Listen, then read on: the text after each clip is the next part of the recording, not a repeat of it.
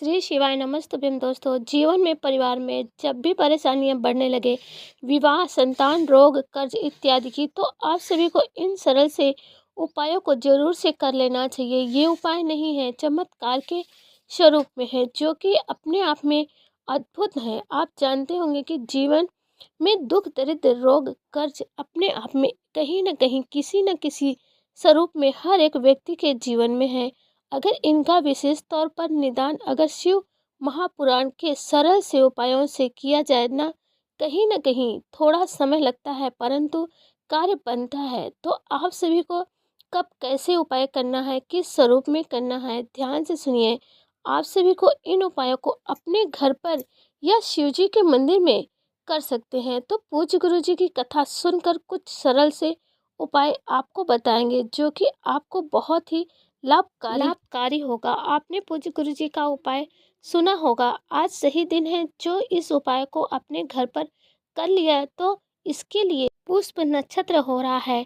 इस दिन की महत्वता और ज़्यादा बढ़ गई है। अगर आपके घर में रोग ग्रस्त जीवन चल रहा है, तो अपने घर के मंदिर में या महादेव जी के मंदिर में आपको शीतला आरती कर लेनी चाहिए। शीतला आरती करना कोई कठिन काम नहीं है, बहुत सरल काम है। एक जल का लोटा लेना है, अपने हाथों में उसे रख लेना है। साथ ही अपने हाथ में नीला फूल रखना है।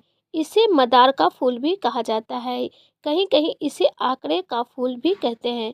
अपने हाथ में इसे रख लेना है, नीला फूल और एक लोटा जल आपको रख लेना है। उसके बाद अपनी मनोकामना कहते हुए 12 ज्योतिर्लिंग का स्मरण करते हुए श्री शिवाय नमस्तुभ्यम का महामंत्र का स्मरण करना है। महादेव की शिव शक्ति अपने पूरे परिवार सहित भी कर सकते हैं।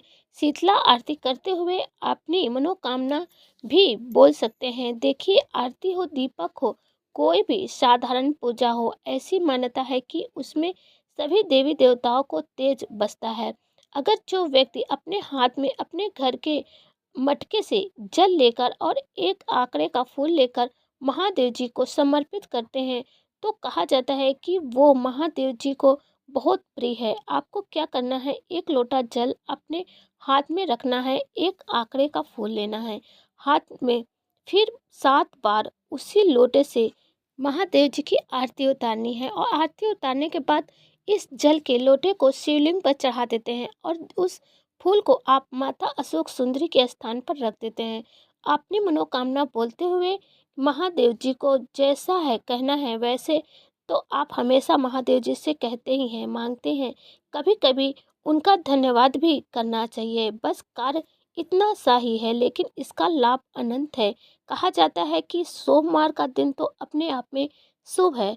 तो किसी भी स्थिति में अगर आप जीवन में कामना सिद्धि, रोग संकट, पीड़ा का निदान के लिए अभी तक ये उपाय नहीं किया है, तो एक बार भक्ति स्वरूप में करके देखिएगा, आपको लाभ अवश्य मिलेगा। हमने बात प्रथम उपाय की कही है, आपको अब दीपक इत्यादि लगाए, इच्छा आपकी है। अब दोस्तों बात करते हैं दूसरे उपाय की।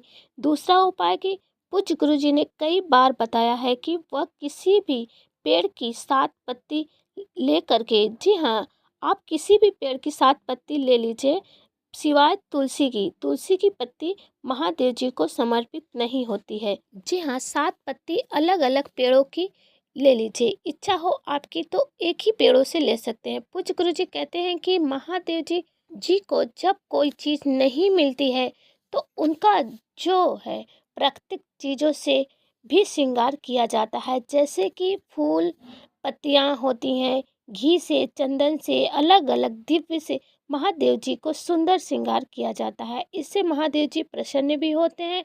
और आप सभी ये उपाय अपने घर या मंदिर में कर सकते हैं।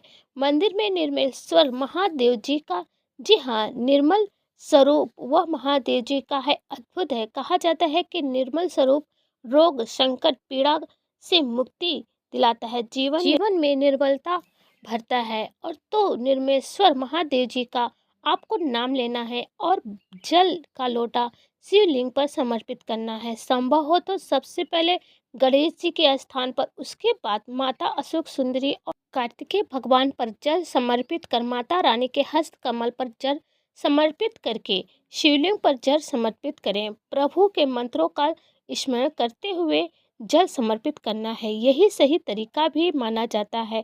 अंतिम छोर पर जो जल आपको प्राप्त हो उसे आप अपने मस्तक पर लगाएं और छींटन इत्यादि करते हैं।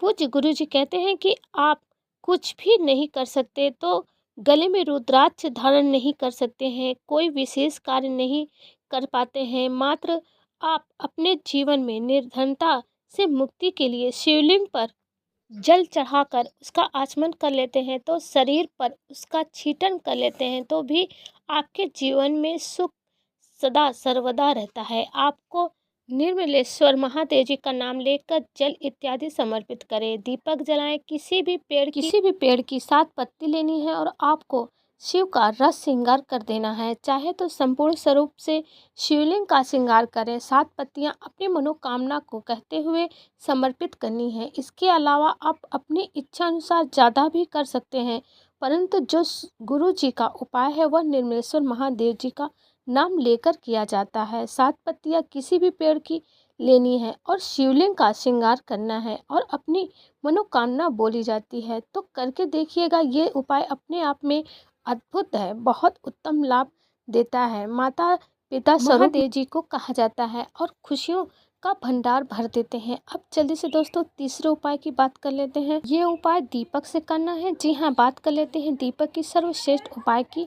दीपक का उपाय कैसे करना है? जी हाँ, जब भी कोई विशेष तिथि आए तो आप सभी को एक दीपक लेना है। दीपक के अंदर आपको डालनी है काली तिल, तुर्मुका महादेव जी के नाम से। जी हाँ, दीपक में आपको काली तिल डालनी है और सुंदर स्वरूप में तुम्रुकाश्वर महादेव जी नाम लेते हुए भगवान शिव की सुंदर स्वरूप आरती कर लेनी है और अपनी मनोकामना बोलकर प्रदोष काल में यानी कि शाम के समय आपको शिव मंदिर में प्रज्वलित करके आ जाना है।